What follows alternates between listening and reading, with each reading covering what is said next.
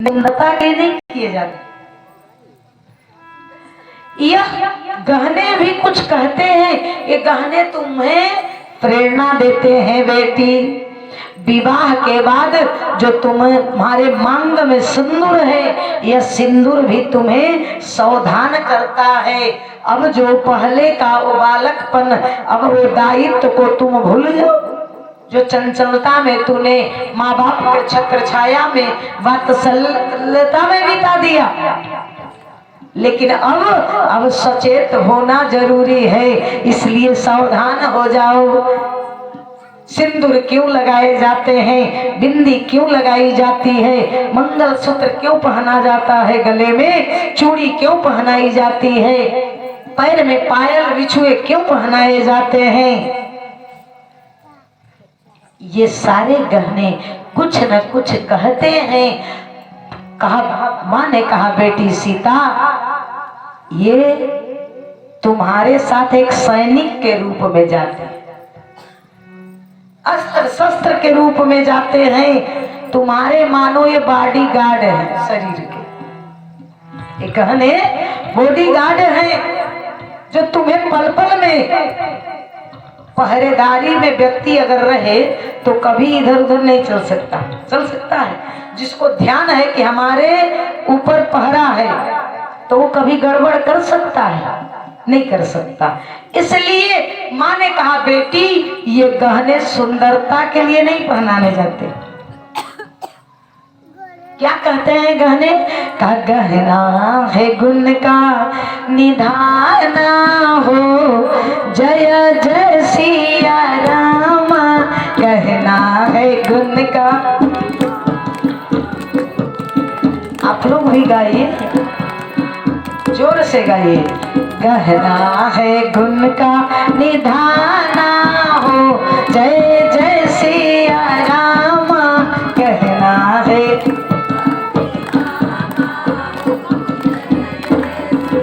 हरि वो सिंदूर कहे माथे धक धक के चलना, सिंदूर कहे माथे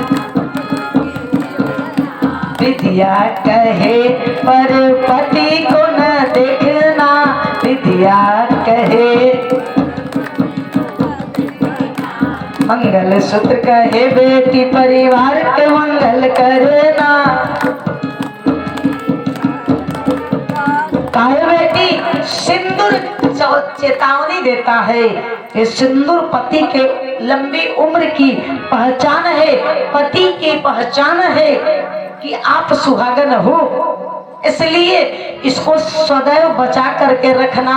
और बेटी ये बिंदी शोभा के लिए नहीं लगाया जाता, इसलिए धारण किया जाता है कि चाहे कितना बड़ा पुरुष सुंदर तुम्हारे सामने आ जाए, लेकिन अपने पति से सुंदर उस पुरुष को कभी न देखना, चाहे वह कितना हो खूबसूरत पुरुष क्यों न तुम्हारे सामने आ जाए। इसलिए हे बेटी, अपना पति के अलावा अपने पति के जो आप अपने पति से जो व्यवहार करती हैं, विचार रखती हैं, जो पति से भाव रखती हैं, वह भाव किसी पर पुरुष में तुम मत देखना। किसी पुरुष को अपने पिता के समान दृष्टि से देखना। अगर बड़ा पुरुष मिल जाए उम्र से बड़ा, तो उसको पिता का सम्मान से हृदय से प्रणाम करना। और हम उम्र का व्यक्ति मिल जाए अपनी उम्र का, तो उसे अपने भाई का को देखकर स्नेह भरी दृष्टि से आशीर्वाद देना। और उससे छोटा भी मिल जाए तो अपने स्तनपान का याद करा करके अपने संतान की, जो तुमने अपने संतान को स्तनपान कराया, उसकी याद करके उसे आशीर्वाद देना। बोल सियावर रामचंद्र भगवान की। इसलिए बेटी ध्यान रखना। का मंगल सूत्र कहे बेटी परिवार का मंगल करना, विद्या कहे पर पति को न देखना, विद्या अरे पति का मान बढ़ाना हो, जय जय सिया राम। कहना है गुण का निधाना,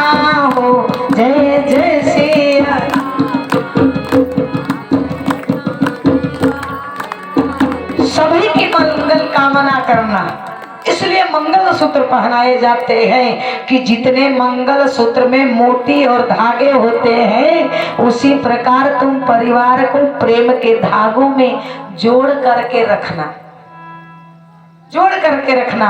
और लिपस्टिक कहे बोली समझ करके बोलना, लिपस्टिक कहे सोच समझ करके। क्यों?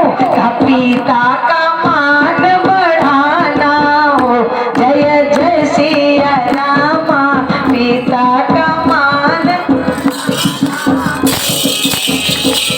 ये मान का देखिए, लिपस्टिक जो लगाया जाता है सुंदरता के लिए नहीं, ये क्यों लगाया जाता है?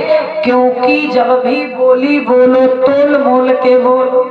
ससुराल में जा रही हो, सोच समझ करके बाणी निकालना, ऐसा ना बोलना कि विस्फोट हो जाए घर में, तुरंत झगड़े हो जाए। ऐसा कड़वी भाषा न बोलना जिससे तुम्हारे प्रति उसका प्रेम कम हो जाए। जब भी बोली बोलना मिसरी घोल घोल के, बेटी ससुरे में रहना तो चांद बन के। का सबके आँखियों के पुतरी परान बन के, बेटी ससुरे में रहना तो चांद बन के, बेटी ससुरे में रहना तो चांद बन के। ऐसा रहना। इसलिए जब जब मुख खोलना तो मीठी वाणी बोलना और सोच समझ करके बोलना, छोटों बड़ों का सम्मान के साथ बोलना। इसलिए लाली लिपस्टिक लगा करके विदा किया जाता है। और हे बेटी का चूड़ी कहे बेटी चोरी न करे ना, चूड़ी कहे बेटी चोरी न करे ना। जो चूड़ियां तुमको पहनाए जा रहे हैं ते हाथ की सुंदरता के लिए नहीं, ये चूड़ी सावधान करते हैं। जब भी हाथ बढ़ाओगी तो ये बजेंगे, बजते हैं। जब भी हाथ ऐसे करो तो बजते हैं। क्यों? सावधान करते हैं, सावधान, कहीं गलत जगह हाथ न डालना। बोलिए रामचंद्र भगवान की। एक पराये घर में जा रही हो बेटी, इसलिए चूड़ी पहनाई जाती है विवाह के बाद कि तुम एक पराये घर में जा रही हो और किसी का घर में सामान रखा है, मान लो सासू जेठानी किसी का गहने हैं या पैसा है, तो ये नहीं कि चुपचाप उठाना और धीरे से बक्से में डाल ले। ऐसा नहीं करना। किसी का कोई सामान हो बिना पूछे मत छूना। कभी जब भी काम करना तो अच्छे के लिए हाथ बढ़ाना। इसलिए चूड़ी कहे बेटी चोरी न करे ना, चूड़ी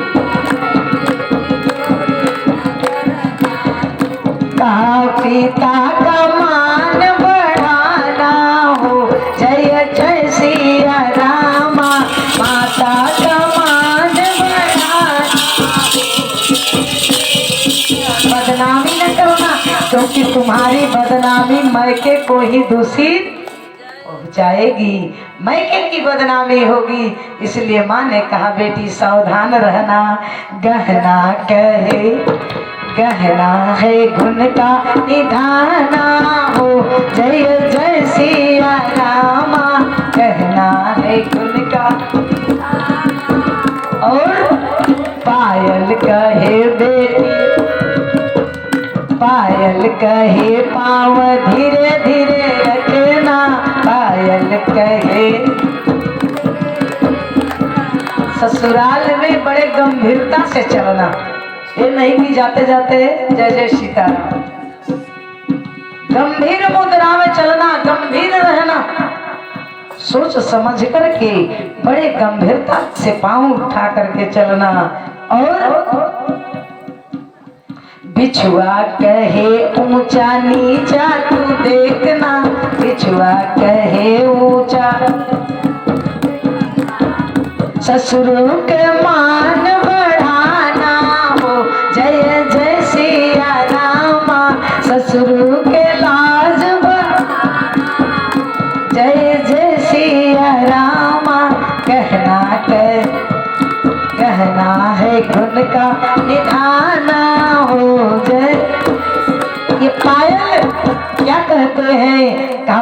पायल कहते हैं बड़े गंभीरता से पांव रखना। ससुराल में जाते जाते जल्दी जल्दी न चलना, आहिस्ते बड़े गंभीर और सहनशीलता से कदम रखना। और बिछुआ कहते हैं बेटी, अगर सासू ने दो चार कड़वी सुना दिया, ससुर ने कुछ बोल दिया, या मान लो परिवार तुम्हारे अनुकूल नहीं मिला, किसी ने कुछ कह दिया या झगड़े झंझट हो गए, तो तुम ऐसा न करना कि डुलची उठाना न मायके चले आना, ये मत करना। थोड़ी सी सहन शक्ति के साथ बर्दाश्त करके रह जाना, मायके मत आना। क्योंकि बेटी जो डोली जाती है इसका अर्थ है कि तुम्हारे ससुराल से निकले तो अर्थ ही निकले। वैसे आने जाने का प्रेम भाव से आना जाना, लेकिन ऐसा न जाना घर छोड़ के मत कभी जाना। ये नहीं कि पति से झगड़ा हुआ डोलची उठाओ मायके पे, सासू माँ ने कुछ कहा चल दिए मायके। बोलिए रामचंद्र भगवान की। तो जब भी दहलीज पार करना, सोच समझ करके कदम दरवाजे के बाहर रखना। बोलिए राजा रामचंद्र भगवान की, उमापति महादेव की। इसलिए मैया ने कहा सीता बड़ी सुंदर अगर रूप हो, चाहे स्त्री का पुरुष का, हे बेटी चाहे वह कितने महंगे साड़ी कपड़ा क्यों ना पहन ले, क्रीम पाउडर लगा ले, चाहे पुरुष ही क्यों ना मटके का धोती कुर्ता पहन ले, खूब साज सज्जा करके चले, इत्र सेंट लगा करके, लेकिन कहा ये कोई भी अर्थ का मायने नहीं रखता। बड़ी सुंदर कवि ने लिखा, का रूप सुंदर हो, चलन भी सुंदर हो, देह का आवरण भी सुंदर हो, लेकिन का सार्थक है उसी की सुंदरता जिसका अंतःकरण भी सुंदर हो, जिसका अंतःकरण भी सुंदर हो। अगर बड़ी महंगे कपड़े पहन लिए, साज श्रृंगार कर लिया, रोज खूब खादी का मटके का धोती कुर्ता है महाराज, सेंट उंट लगा लिए, बाल और झाड़ के निकले, लेकिन चरित्र गंदा है, समाज में व्यवहारिकता नहीं है, विचार गंदे हैं, तो वह सुंदरता भगवान ने रूप भी दिया है, तो कहा वह सुंदरता कोई अर्थ के नहीं है, वो कोई मायने नहीं रखते, न कपड़े, न लत्ते, न रूप, लेकिन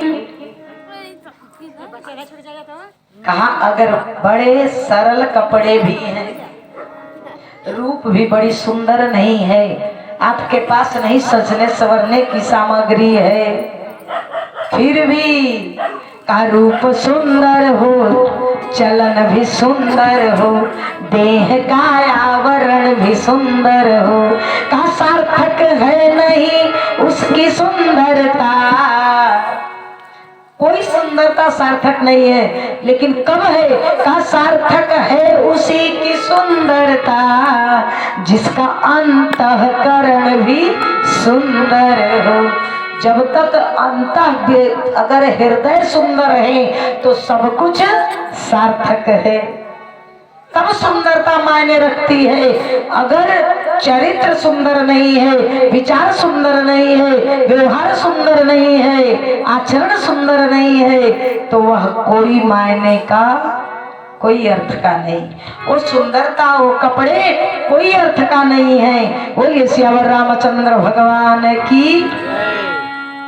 इसलिए सीता से माँ ने कहा, इसलिए बेटी जहां जा रही हो बड़े भोर में उठी।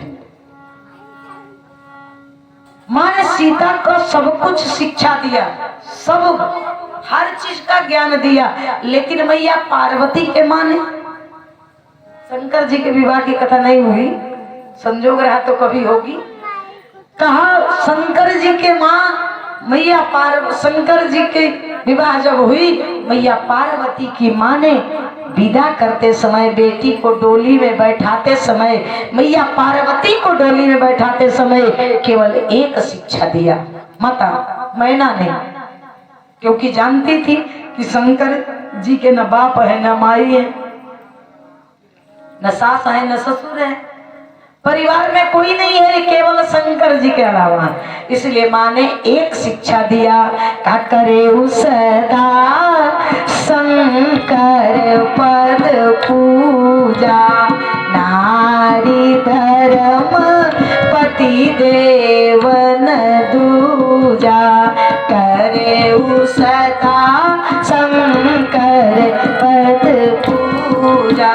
हे बेटी, तुम जिस घर में जा रही हो पति के अलावा कोई नहीं है, केवल पति है। इसलिए करे सदा शंकर पद पूजा। पति से बड़ा कोई देवता नहीं। पति की आय में प्रसन्न होना चाहिए, पति की प्रसन्नता में प्रसन्न होना चाहिए। और हर गृहिणी का यह कर्तव्य है कि पति का आय भले हो 100 रुपए हो तो 100 रुपए में अपना घर चलाने हुए 25 पैसा बचा ले। अब तो 25 पैसा चल नहीं रहे, 1 ही रुपया बचाओ। बोलिए रामचंद्र भगवान की। अब रुपए भी बंद हो गए माता जी, इसलिए 5 रुपए। अब कितने लोग हैं ना कथा में भी दान देते हैं, तो कितने लोग 1 ही रुपया चढ़ा देंगे महाराज। और आरती में भी 1 ही सिक्का है ना, लेकिन अब वो चल नहीं रही है। बोलिए रामचंद्र भगवान की। और दान देने में वैसे आप लोग हैं पीछे, अभी बहुत आगे नहीं आए हैं, अभी धीरे धीरे निकल रही है। एकदम जब रूप बन जाएगा, भक्ति जब उमड़ जाएगी, तब वो अपने आप आ जाएगा। बोलिए रामचंद्र भगवान की। थोड़ी बहुत अभी कमी है। बोल सियावर रामचंद्र भगवान की। लेकिन जत दियम तत् फलम, जितना आप दान करोगी कथा में, जितना आप यज्ञ में सहयोग करोगी, उतना ही बढ़ोतरी होगी। बोलिए रामचंद्र भगवान की। इसलिए कहा या हनुमान जी का जो हमारे राम बाबू भैया यज्ञ करा रहे हैं मानस पारायण, अगर 100 घर की बस्ती है भैरवा ग्राम में, तो मान लो जो नहीं कथा में आना चाहता, उसके लिए जिसको कथा अच्छी नहीं लगती, जो महाराज सत्संग से भागता है, कहा धर्म नहीं बटे हैं। अगर धर्म बटा होता तो वेद और पुराण से ही बटते। वहां न जाति बटी न धर्म बटा। बटा है वेद में नहीं बटा। क्यों? कब जब सृष्टि नहीं थी, कहा ब्रह्मा के मुख से 4 वेद निकले। ब्रह्मा के मुख से 4 वेद कहे हैं, 4 हैं। वेद 4 हैं, 6 शास्त्र हैं, 18 पुराण हैं। तो 4 मेन वेद 4 हैं। अब वर्ण गए हैं, वर्ण भी हमारा 4 है। 4 है ना, 5 तो है ना। वर्ण 4, वेद 4, और हमारे ब्रह्म भगवान की भुजा 4 है ना कि 5 है? भगवान विष्णु के कई भुजा हैं? हाथ आप लोग नहीं देखे हैं विष्णु भगवान को? विष्णु भगवान के कई हाथ? 4। और वर्ण 4, ब्राह्मण क्षत्रिय वैश्य शूद्र। वेद 4 हैं, वर्ण 4 हैं, भगवान की भुजाएं 4 हैं। लेकिन शक्ति की कई भुजा? 8। माँ दुर्गा के 8 हाथ। विचार करना, जो आज लोग झगड़े में पड़े हैं, जाति पाति और फलाना धर्म के हम हैं, फलाना चीज नहीं मानते हैं, ये कहां से आया? कहां है? कहीं है? नहीं है। पढ़े वो लोग, उनको पढ़ना चाहिए। कहा वेद 4 है, वर्ण 4 है, और ब्रह्म का भुजा भी 4 है, और शक्ति की भुजा 8 है। ये शक्ति की भुजा 8 क्यों है? माँ दुर्गा के हाथ 8 क्यों है? और भगवान विष्णु का भुजा 4 क्यों है? दोनों माता और पिता है पूरे सृष्टि के। माता और पिता। विचार करना, तो चार ही वर्ण है। तो पिता जब भी पुत्र को संभालता है वो दोनों हाथ से नहीं संभालता। पिता जब भी पुत्र को संभालता है एक अंगुली पकड़ा के चलाता है। पिता चलना सिखाता है। प्रथम बार पिता पुत्र को अंगुली पकड़ा करके चलना सिखाता है। एक अंगुली पकड़ा करके एक हाथ से। लेकिन माँ जब भी पुत्र को उठाती है तो दोनों हाथ से उठाती है। दोनों हाथ से माँ उठाती है पुत्र को। दोनों हाथों से माँ संभाल कर उठाती है, पुत्र गिरने न पाए। इसलिए चारों वर्णों को भगवान ने एक एक हाथ पकड़ाया, सारे संसार के पुत्रों को, और माँ ने दोनों हाथ से उठाया। इसलिए हर वर्ण मित्र में ब्रह्म और शक्ति दोनों का सहयोग है, वहां बटा नहीं। हाँ, अपने कर्तव्य से बढ़ते गए। जो जिस लाइन में गया चलते गया वैसे वैसे बढ़ते गया। कर्माण्यधिकारेषु मा फलेषु कदाचन। वो अपने कर्म से बढ़ते गए। जिस क्षेत्र में निकलते गए, जो जिसने काम संभाला, वो उस जाति के नाम से लोग बिखरते गए।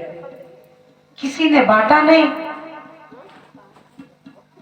अपने कर्म के अनुसार जातियां बढ़ती गई।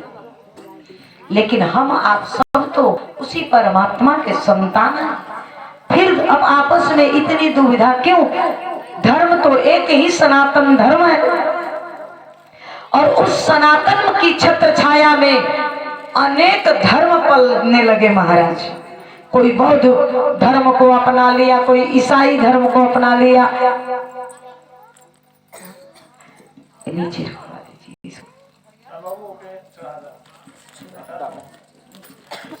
बोलिए रामचंद्र भगवान की। इसलिए हम कहे कि राम को मानना कठिन नहीं, राम को जानना कठिन नहीं, राम की मान लेना कठिन। जिस दिन राम को लोग जान जाएंगे, जिस दिन राम को जो लोग मान जाएंगे, उसी दिन पूरे संसार के ये धर्म के भी झगड़े खत्म हो जाएंगे। लेकिन लोग भ्रम में पलते हैं। ये जितने भी धर्म निकले हमारे सनातन धर्म को भ्रमित करने के लिए निकाले गए है नहीं। कोई 4-5 हजार वर्ष पहले से है, कोई 100 वर्ष पहले से है। कोई धर्म आप पढ़ करके देख लीजिए, लेकिन वेद से कोई धर्म नहीं आया। वेद से मात्र 4 वर्ण आए। वेद से केवल सब इसी के हम आप चक्कर काट रहे हैं। इसलिए एक ही शरीर में भी भगवान ने बना दिया। चारों वर्ण सब में है, हम में भी है, आप में भी है। मस्तक क्या है? अब ब्राह्मण है, भुजा क्षत्रिय है, पेट वैश्य है, पैर शूद्र है। चारों वर्ण सबके शरीर में है। वो जाति पे निर्भर नहीं। वो जो संसार में जन्म लिया वो चारों वर्ण आप में है। लेकिन आज हम तुम ऊंच नीच बड़े छोटे का अभिमान लेकर के न जाने कितनी आपस में भ्रम है, दुविधाएं। लेकिन भगवान तो सबको एक दृष्टि से देखता है। परमात्मा जो असली माता पिता है वो तो नहीं विचार कर रहा है कि तुम आप कौन हो, कौन बड़ा है कौन छोटा है। वो तो सबको समान दृष्टि से देखता है। ये तो हमारे आपका अपने जैसे जैसे जो कर्म पथ पे निकलते गए उनकी उस प्रकार से जातियां के नाम में बदलते गए लोग। बोले नारायण भगवान की। आइए दो बार प्रभु का नाम। सीताराम सीताराम सीताराम सीताराम सीताराम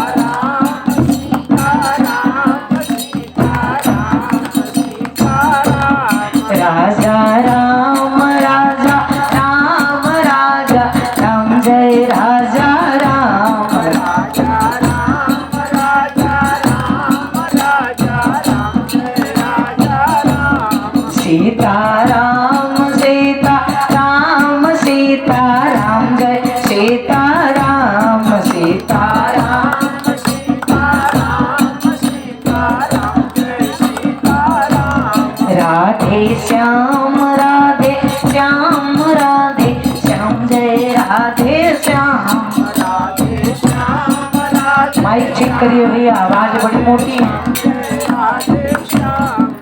सीताराम सीताराम सीताराम जय सीताराम सीताराम सीताराम सीताराम। बोलिए श्यावर रामचंद्र भगवान की। तो आज मैया सीता की जब विदाई होने लगी, सजा धजा करके माँ ने जब बेटी को डोली में बैठाने के लिए सखियों के साथ सीता को लेके जा रही, उस समय सारे जनकपुर के वासी रो रहे हैं, सारी सखियां रो रही हैं। सीता की विदाई के समय यहाँ तक कि सीता के पाले हुए तोते और मैने भी रो रहे हैं।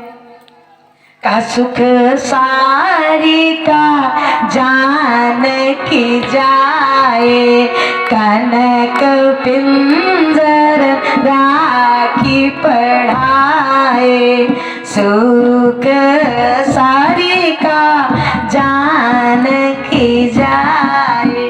वो भी रो रही है, कहाँ पूछत कहाँ कहाँ बयदेही, ये मेरी सीता कहाँ जा रही है, ये हमारी सीता को आप लोग कहाँ भेज रहे हो। मानो तोते मैना भी पिंजरे से फड़फड़ा रहे हैं, ये पूछना चाहते हैं मेरी सीता जो इतनी पालन पोषण करती है, इतनी प्रेम से जो हमें भोजन देती थी, आज ये कहाँ चल दी। और इतना ही नहीं, कहा पिता के करीब बेटी होती है, पिता के हृदय के समीप बेटी से लगाव होता है, वह पिता होता है।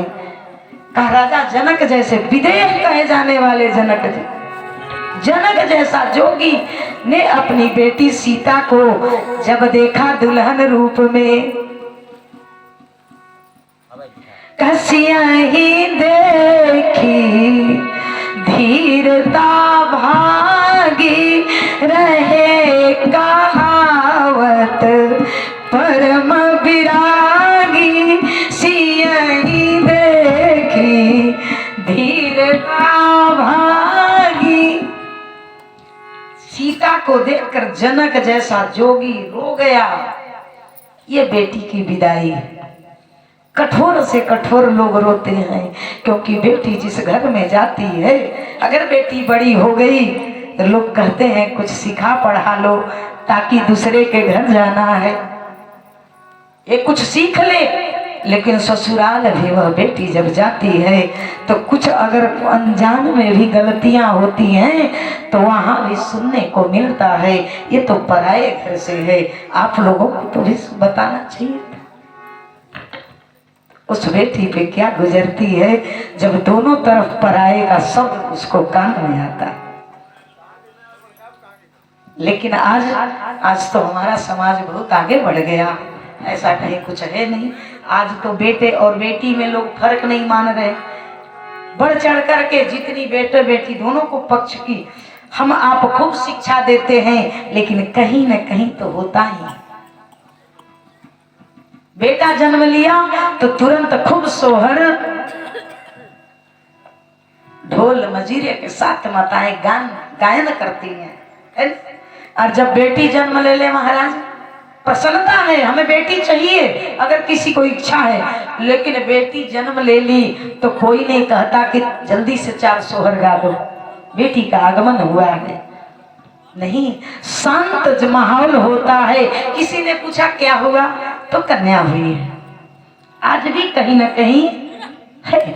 कहा बड़ी सुंदर एक भाव आता है, बेटी मानो पूछना चाहती है ऐसा अंतर क्यों, ये अंतर क्यों आखिर है। कहा बेटा या बेटी दोनों एक कुल जन्म में दुरंग नीतिया काहे कैल ए बाबा दुरंग नीतिया हो दुरंग नीतिया काहे कैलू ए माई दुरंग नीतिया हो दुरंग नीतिया। अरे बेटवा जन्म ले पे बाजला बधैया हो, बेटवा जन्म ले पे बाजला बधैया बेटी के बेरिया हो बेटी के बेरिया काहे मनवा उदास बेटी के बेरिया हो बेटी के बेरिया काहे कैलू माई दुरंग नीतिया हो दुरंग नीति। ऐसा क्यों? फिर भी कहीं ना कहीं है बेटा और बेटी में अंतर आज भी कहीं ना कहीं एक कोने में छुपी है, जिसको निकालना चाहिए। क्योंकि बेटी भी बड़े भाग्य से जन्म लेती है। अगर जिसके भाग्य में बेटी नहीं है वह सबसे बड़ा अभागा है, क्योंकि उसको सबसे महादान कन्यादान पुराण में आया, सबसे महादान कन्यादान को कहा गया। और जो कन्यादान नहीं किया उसके जीवन में सब दान फीका हो गया। इसलिए बेटी का भी होना आवश्यक है। और बेटियां तो अपने भाग्य से आती है, चाहे वो 2 आए 3 आए 4, तो मान लो परम भाग्यशाली है। क्योंकि जितना सुख बेटी अगर दे सकती है माँ बाप को, बेटा कभी नहीं देने वाले। जितना स्नेह बेटी करती है माँ बाप से, उतना पुत्र नहीं कर पाता। ये हम नहीं करें कि पुत्र को लगाओ नहीं, प्रेम है करता है, लेकिन बाहरी हाव भाव में पुत्र निकल जाता है, लेकिन बेटी आपके हृदय के कष्ट तक पहुंचती है। ये अंतर है। इसलिए जिस समय मैया आज माँ सीता जी का जब विदाई हुआ, अयोध्या में मैया सीता गई, कुछ ही दिन हुआ आज मंथरा के संगति में मैया कैकेयी आ गई। क्योंकि ये तो संगति और कुसंगति की कथा गोस्वामी जी ने माँ कैकेयी का लीला का कथा लिखा है, चारित्रिक कथा नहीं। चारित्रिक कथा मैया कैकेयी का जो है मानस सरिता में गोस्वामी जी ने लिखा, मैया कैकेयी राम से अत्यंत प्रेम करती है महाराज, और रामचरितमानस के अनुसार भी मां करती हैं। अभी सुन रहे थे व्यास जी के मुख से, जब मंथरा ने देखा मैया सीता आई, अयोध्या में आनंद ही आनंद छाया है। बहु बेटों के आनंद, राम जबते राम ब्याही घर आए, अनित नव मंगल बाज बधाए। रोज बधैया बज रहे थे, लेकिन जब फूल मुरझाए भी नहीं। वैसे ही एक दिन अचानक शाम का समय है, ठीक 5 बजे का शाम का समय है। भगवान भास्कर सूर्यास्त होने के लिए पश्चिम दिशा में जा चुके हैं। पूरे पृथ्वी में भूमंडल में लालिमा छाई है। उसी समय मंथरा चढ़ती है अयोध्या के छत पे। और जब चढ़ती है तो मंथरा देखती है, देखी मंथरा नगर बनावा, बहुविधि मंगल बाज बधावा। देखी मंथरा मंथरा के मन में विचार आया, ये एक फूल जो अयोध्या इतनी फूलों तोरण तारण से सजाया गया है, ये अभी मुरझाए नहीं, आज नए नए फिर लगने लगे। ये आज नए रूप से फिर अयोध्या को सजाया जाने लगा। क्या बात है, लगता है फिर अयोध्या में नया उत्सव होना है। अब कौन सी उत्सव होगी?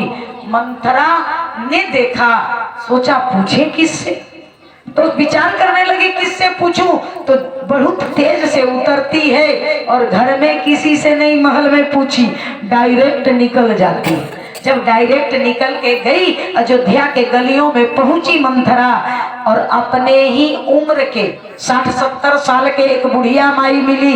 मंथरा ने पूछा, री बहन तू जानती है आज ये अयोध्या फिर से क्यों सजाया जा रहा है? तुम जानती? बुढ़िया माई ने हंस कर के जवाब दिया, अरे तुम तो महल की दासी हो, फिर भी नहीं जानी? अरे दशरथ जी ने कल राज दरबार में बोल दिया है, अनाउंस कर दिया है कि राम को राजा बनाना है। मेरा राम कल राजा बनेंगे, मेरे राम कल राजा बनने वाले हैं, इसलिए अयोध्या को पुनः सजाया जा रहा है। मंथरा ने जैसे ही सुना राम को राजगद्दी, राम राजा बनने वाले हैं, तो मंथरा के कान खड़े हो गए और ईर्ष्या डाह उत्पन्न हो गया। मुझे रहते, मेरी कैकेयी रानी के पुत्र भरत रहते, राम कैसे राजा बन जाए? कैसे? तो मंथरा को जो ईर्ष्या उत्पन्न हुआ, का पूछे सी लोगन काहू छाऊ, राम तिलक सुने उपजाऊ दाऊ, पूछे सी लोगन काहू छाऊ, राम तिलक सुने उपजाऊ दाऊ। पूछती है, और जैसे ही सुनी राम का राज्य मिलने वाला है, तो राम तिलक सुने उपजा उर दाऊ, उर माने हृदय, मानो कलेजे में डाह उत्पन्न हो गया।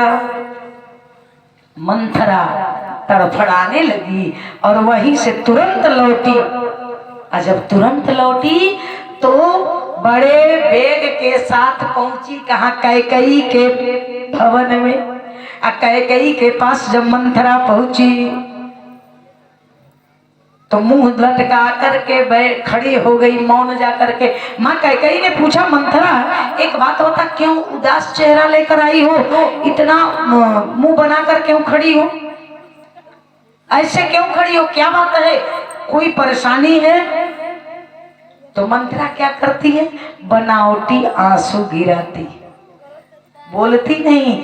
गोस्वामी जी ने क्या लिखा? काले तन दे तन करत उसासु, नारी चरित कई ढारई आंसू। वो राम के प्रेम में नहीं रो रही है, वो कैकेयी के लिए नहीं रो रही है, वो कैकेयी को अपने में ढालना चाहती है, अपने ईर्ष्या के कपट जाल में फंसाने के लिए। मंथरा मौन होकर के यह दिखावा कर रही है कि मुझे बड़ी भारी कष्ट है। मैया कैकेयी ने मंथरा को रोते जब देखा तो डर गई, और डरी तो बोली, री मंथरा तू से क्यों रो रही है? कहा भरत मात कहा सिकिन कुशल राम महिपाल। मैया कैकेयी डर गई, रे मंथरा तू इतनी उदास है, क्या बात है? मेरा राम कुशल तो है। और इसके बाद फिर कुशलता पूछी राजा दशरथ की। मंथरा ने कहा, मैं तो इन्हें भड़काने आई थी, और ये है कि राम से ही प्रेम करती, ये राम से ही प्रेम, राम की ही इनको चिंता है। ये सबसे पहले कुशल भी पूछ रही हैं, चिंता भी है तो राम की है, ये राम से कितना प्रेम करती हैं। तो मंथरा ने सोचा, आखिर मैं क्या करूं? मैया कैकेयी ने सबसे पहले राम की कुशलता पूछी, तब दशरथ जी की कुशलता पूछी, इसके बाद लखन भरत रिपु दवन सुनी कभा कुंवरी उरसा। तब लखन और शत्रुघ्न की कुशलता पूछी, मेरा लखन ठीक तो है, शत्रुघ्न ठीक तो है। अंत में कही मेरा भरत ठीक ठाक है। इतना सुनना था, मंथरा मानो और ईर्ष्या से भर गई। मैं तो इनको भड़काने आई हूं, ये तो केवल राम से ही प्रेम करती है। लेकिन मंथरा ने पीछे नहीं हटी। मंथरा ने भी सोचा जब तक मैं आपको लपेट नहीं लेती मानूंगी नहीं। मंथरा अड़ गई है। बड़ी सुंदर पुराण में लिखा, मंथरा आज ठान ली और मंथरा घर फोड़ने के लिए क्या कर रही। इतनी सुंदर अयोध्या में जहां सब में सुमत है, एक मत है, और जिस घर में देवरानी जेठानी एक दूसरे के बाल बच्चों का चिंता करती हूँ उस घर में जल्दी चूल्हे नहीं बढ़ते। लेकिन ऐसा देखने को नहीं मिलता है माता जी। ऐसा तो बड़े संयोग से घरों में मिलता है, जहाँ एक दूसरे में प्रेम हो, एक दूसरे के बच्चों के प्रति वह दया हो, वह ममता हो। लेकिन दुर्भाग्य हमारे समाज का कि जन जन के घरों में, हमारे आपके चाहे कहीं भी किसी के घर में बड़े संयोग से ऐसा दृश्य मिलता है जहां लोग एक दूसरे के बच्चे की फिक्र कर रहे हो, प्रेम पहले अपने बच्चे से पहले, ऐसा कम देखने को मिलता है। लेकिन माँ कैकेयी इतना प्रेम करती है भगवान से कि उन्हें भैया भरत की चिंता नहीं है, राम की चिंता है। ऐसी कैकेयी को मंथरा गई। मंथरा कौन है का पुराण में कथा आती है। ये मंथरा कौन? कहा प्रहलाद के पुत्र राजा विरोचन की कन्या है मंथरा, बेटी थी। और स्वर्ग में देवताओं और राक्षसों की बातों को इधर उधर किया करती थी।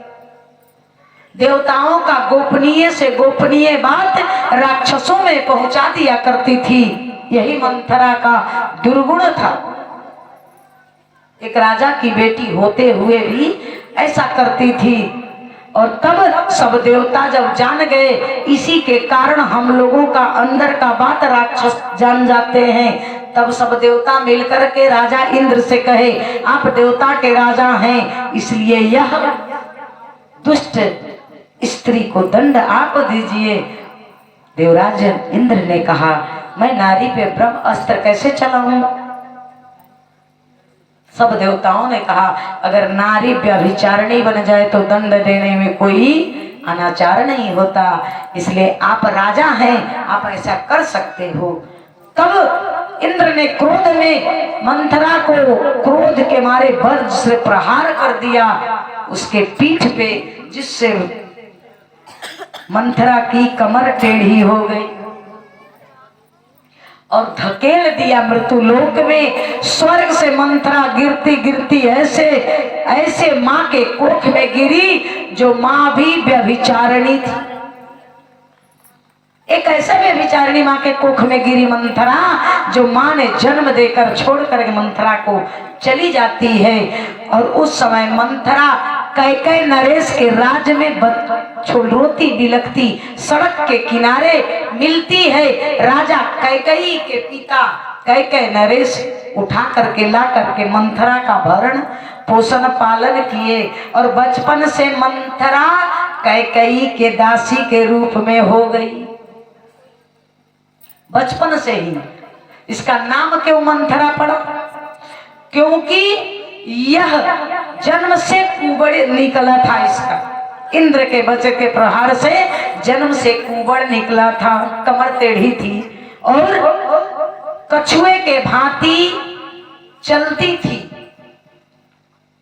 और मोटे मोटे पैर थे चौड़े चौड़े, जिसके कारण ये कछुए के समान चलने के कारण, मंद मंद चलने के कारण नाम इसका मंथरा पड़ गया।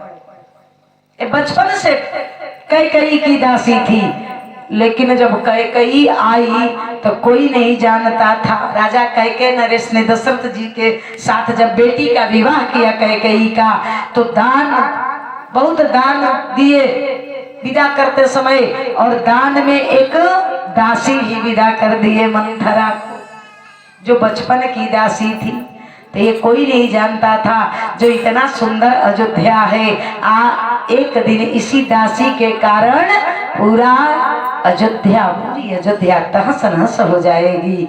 आज मंथरा पहुंची है, कैकेयी से मंथरा ने कहा कैकेयी तुमको समझ में नहीं आ रहा?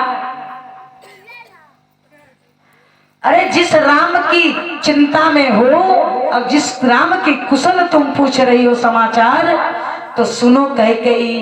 कहा राम ही छाड़ी कुशल के ही आजू, जिन जनेस दीने जुबराजू। राम के जैसा कुशल आज कोई नहीं है, क्योंकि राम को राजा ने, दशरथ जी ने आज राज देने का निर्णय कर दिया है। कल राम राजा बन जाएंगे। आपको पता है, आप प्रिय रानी हो राजा का, तो राजा ने आपको बताया? विचार करो, क्यों नहीं बताया? और यदि कैकेयी अगर राम राजा बन जाएंगे तो विचार करना कैकेयी तुम्हारी स्थिति क्या होगी। आज जो तुम सबसे राजा दशरथ की प्रिय रानी हो, जब राम राजा बन जाएंगे तो तुम रानी नहीं रहोगी। एक दिन ऐसा आएगा कि तुमको दासी का रूप दे दिया जाए। इसलिए मैं कह रही हूं, सतर्क हो जाओ। कहा यदि राम राजा बन जाएंगे तो तर भरत रहेगा दासों में, फिर भरत रहेगा दासों में। रानी बन रह जाएगी कौशल्या, दासी तुम बन रह जाओगी। इसलिए कैकेयी समझ जा, आज रात्रि भर का समय है। जैसे ही मंथरा ने कहा, कैकेयी को बड़ी क्रोध आया। मंथरा को पहले बार कैकेयी ने डांटा, तुरंत राजी नहीं हो गई, तुरंत नहीं खुश हो गई कि मंथरा बहुत अच्छा कर रही है, मेरा भरत को राज्य मिल जाए। नहीं, कैकेयी ने कहा, रामचरितमानस पढ़िए, रामायण में गोस्वामी जी ने लिखा, कैकेयी ने जोर से डांटा मंथरा को। कहा जऊं ऐसी कहेसी रेखर फोरी, तऊ धरि जीभ कढ़ाव तोरी, तऊ धरि जीभ कढ़ाव तोरी। कैकेयी उठ करके डांटी, री मंथरा, तुम मेरे बसे बसाए घर को फोड़ना चाहती हो, तुम मेरी अयोध्या को तोड़ना चाहती हो, मेरे घर को तोड़ना चाहती हो, हम आपस की बहनों में जो सुमत है उसको तुम बिखाड़ना चाहती हो। अरे मंथरा, आज के बाद ऐसा बोली तो मैं तुम्हारा जीभ निकाल के जमीन में गाड़ दूंगी। ऐसा कभी मत बोलना, मेरे घर के खिलाफ हमारे घर को फोड़ने का प्रयास कभी मत करना। मंथरा ने कहा तो ठीक है। मंथरा ने कहा, बड़ी सुंदर लिखा रामकिंकर विष्णु जी ने कहा, क्या गरज पड़ी हमको जो अपना मुंह नोचवाऊंगी, मैं अपना मुंह नोचवाऊंगी। अरे राम चाहे भरत राजा हो, दोनों में कोई राजा हो, दासी मैं ही कहलाऊंगी। मंथरा ने ललकारा, री कैकेयी, अगर भरत राजा बन जाएंगे तब भी मैं दासी रहूंगी, और राम राजा बन जाएंगे तो भी मैं दासी रहूंगी। मैं रानी बनने वाली तो हूं नहीं, और मुझे इतना बड़ा राजपाट तो मिलने वाला नहीं है जो तुम समझ रही हो। अरे मुझे क्या गरज पड़ी है जो मैं तुमसे अपना जीव निकलवाऊं। लेकिन विचार करो कैकेयी, तुम जिस राम के लिए परेशान हो, तो जब राम राजा बन जाएगा बाद में तुम पश्चाताप करोगी कैकेयी। इसलिए संभल जा, अभी समय है रात्रि भर का, संभल जा। कैकेयी ने कहा, तुम सचमुच के कह रही हो मंथरा कि मेरा राम राजा बन जाए? अरे राजा बनने वाला है। मंथरा ने कहा, हाँ कल राम राजा बन जाएंगे। कैकेयी उठी, अपने गले से नौलखा हार निकाला, मंथरा के तरफ फेंक दिया। कहा मंथरा ले पहन ले, अगर मेरा राम राजा बन जाएगा, जो तुमने ये खबर सुनाई उसके लिए हार इनाम, और जब मेरा राम राजा बन जाएगा मंथरा, तो तुम जो कहोगी मैं वो तुमको हंसते हंसते कैकेयी दे देगी। लेकिन तुम्हें ये मत कहना कि मेरा राम राजा नहीं बनेगा, तुम ऐसा दोबारा मत कहना। मंथरा ने कहा विचार कर लो रानी, तुम नाराज मत हो। आज जिस राम के चक्कर में तुम इतना परेशान हो, जिसको तुम उत्सव समझ रही, जिस राम राज्य की उत्सव तुम समझ रही हो, वो समझ नहीं है तुम्हारे लिए गड्ढा खोदा जा रहा है, कुआं। तुम्हारे लिए वो कुआं बन जाएगा कैकेयी। जिसको तुम उत्सव समझ रही, यह वह कुश्ती का दंगल है, यह वह कुश्ती का दंगल है। तुम्हारे लिए ये दंगल भय कैकेयी। एक और अकेली तुम खड़ी, एक और प्रजा तक काबल है। विचार करो कैकेयी, अगर भारत को राज्य गद्दी देने के लिए तुम अगर खड़ी हो जाओगी, तो केवल तुम अकेली विरोधी रहोगी। पूरी जनता जनार्दन राम के साथ है। ऐसे एक तुम ही हो जो अपने बल पे अपने पुत्र को राज दिला सकती हो कैकेयी, केवल तुम अकेली हो। विचार करके देख लो, उधर तो पूरी प्रजा साथ में है राम के साथ, सब लोग चाह रहे हैं राम राजा बन जाए, केवल मैं तुम्हारी पार्टी के हूं। ये केवल मैं चाहती हूं कैकेयी कि भरत राजा बन जाए, एक केवल मंथरा चाहती है और कोई नहीं चाहता। इसलिए कैकेयी केवल रात्रि भर का समय है, मांग लो जो तुमको वरदान और श्राप मिला है, जो तुमको वरदान मिला है, जो तुम्हें वरदान राजा दशरथ जी ने